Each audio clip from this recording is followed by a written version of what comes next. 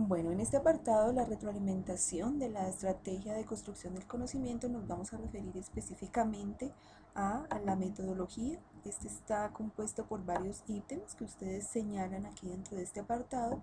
y nos vamos a detener un poquito en esto que ustedes denominan el reconocimiento de unas tensiones existentes entre el sistema escolar y las aulas para sordos. En este apartado en particular, ustedes hablan de que configurar la estrategia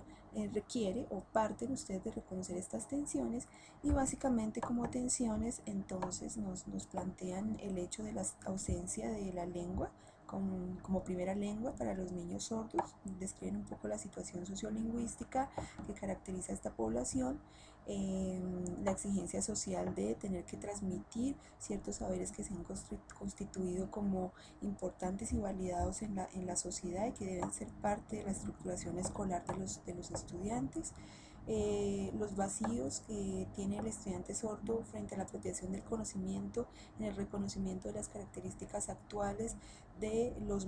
maestros que están direccionando este proceso en particular en lo referido a sus niveles de competencia comunicativa en lengua de señas, y por último las expectativas generadas por las nuevas tecnologías en relación con recuperación de la sordera. Esas son básicamente las tensiones que ustedes señalan allí. Entonces, digamos que un primer aspecto al respecto de la introducción de este apartado sería tal vez contextualizar un poquito más al lector en términos de por qué es importante tener en cuenta o reconocer estas tensiones en el momento de hablar de lo metodológico, de la metodología que propone esta estrategia. Ojo, una cosa es como en las metodologías en general, este tipo de tensiones pueden estar determinando cierto tipo de prácticas, o porque en el lugar de esta metodología que ustedes van a proponer de didactobiografía y acontecimiento es fundamental reconocer esto, o en qué medida reconocer estas tensiones nos pone un contexto particular de enseñanza que es el cual la metodología que ustedes proponen para la construcción de conocimiento va a tener algún tipo de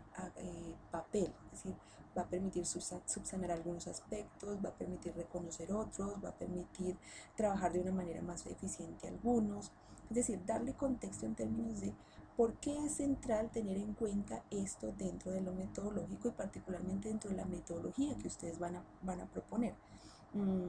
¿Cómo trabaja entonces esta metodología el asunto de la lengua o del acceso curricular en términos de la exigencia de apropiar un determinado cúmulo de saberes, o el asunto de lo tecnológico, o si es más contexto para configurar una determinada metodología?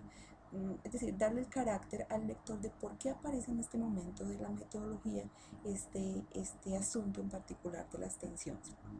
Voy a referirme ya un poquito a los contenidos de cada una de las tensiones y al final también una sugerencia de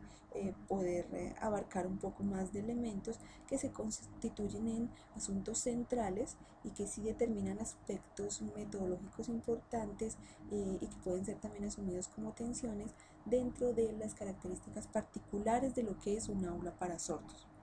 Bueno, entonces aquí específicamente hablando de este primer apartado de ausencia de lengua constituida dentro de los espacios familiares, es importante, digamos que precisar un poquito el lenguaje en términos de si nos estamos refiriendo a aprendizaje o adquisición de una primera lengua. Obedecen a enfoques distintos, a procesos distintos, a formas de asumir distinto estos acercamientos o estos accesos del ser humano a una u otra lengua. Y pues bueno, en el caso de los sordos, y por estar hablando de procesos de adquisición procesos de adquisición natural a partir de la interacción con pares,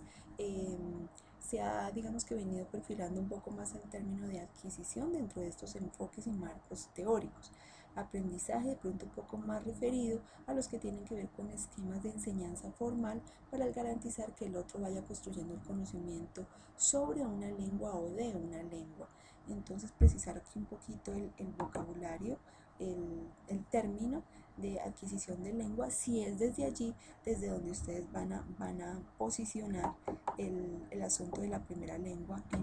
en el aula para sordos. Bueno, aquí también hay otra precisión de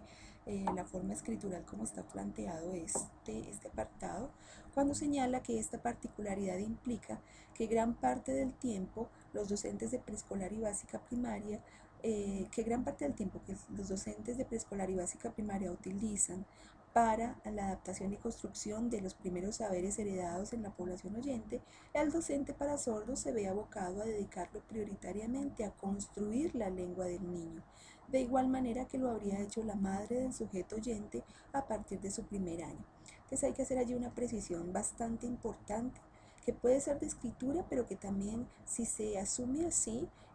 puede ser digamos, un enfoque que determina un contenido bien particular y que no necesariamente es el más adecuado para el caso de los estudiantes sordos. Nos referimos al hecho de plantear que es el docente quien se dedica a construir la lengua del niño y a pensar que los padres construyen la lengua del niño. Realmente quien construye la lengua es el sujeto en sí mismo, en este caso el estudiante. El niño es el que va construyendo la lengua gracias a qué? A una tarea puntual del adulto competente en una determinada lengua, en este caso el maestro o el padre, en el ejemplo que ustedes colocan para la población oyente. Él es el competente en una lengua y en esa medida genera contextos, situaciones, experiencias, formas de interacción que garantizan que el sujeto, que el niño vaya construyendo la lengua como un proceso propio de él, como un proceso que le permite ir expresando lo que la relación lenguaje-pensamiento va consolidando en términos de comprensión y representación del mundo, pero es un proceso propio del sujeto, es decir, que nosotros le construimos la lengua al niño sería ponerlo en un papel pasivo en este desarrollo del proceso, eh, donde entonces todo dependería de poder tocar ciertas estructuras del sujeto para hacer esa construcción sobre él y realmente pues no sucede así. Es a partir de esas interacciones, a partir de esos contextos, de esas posibilidades de preguntar, refutar, ser retroalimentado, pedir, solicitar, criticar, negociar significados, explicar, definir, sustentar, negociar acuerdos, desacuerdos, proyectar ideas y en la interacción que el adulto va teniendo con nosotros alrededor de esas intenciones comunicativas es que el niño va configurando su propio discurso, su propia lengua, no solamente como función comunicativa o desde las diferentes funciones de la lengua, sino como estructura lingüística propiamente dicha. Entonces hacer esta precisión aquí porque se entiende como que es el adulto quien le construye la lengua al estudiante sordo y él es un sujeto pasivo ante este proceso que cruza fundamentalmente por él, obviamente desde un papel central del adulto, pero la construcción finalmente la hace el sujeto quien va desarrollando este conocimiento. Bueno, aquí, en cuanto a la exigencia de la sociedad de apropiar ciertas herencias culturales y saberes, tal vez la retroalimentación va más en el mismo sentido de poder explicitar con pies de página o dentro del mismo párrafo a qué se hace referencia con herencias culturales y saberes. Eh, para precisar también un poquito más, lineamientos curriculares y estándares curriculares, llamarlos de la manera como están publicados. Unas cosas son los lineamientos de cada una curriculares de cada una de las áreas obligatorias y fundamentales que se deben considerar en el plan de estudios y otros son los estándares de evaluación de competencias, no estándares curriculares, pues para llamarlo de la manera tal cual están publicados pues en la propuesta o en los trabajos que ha venido haciendo el Ministerio de Educación al respecto.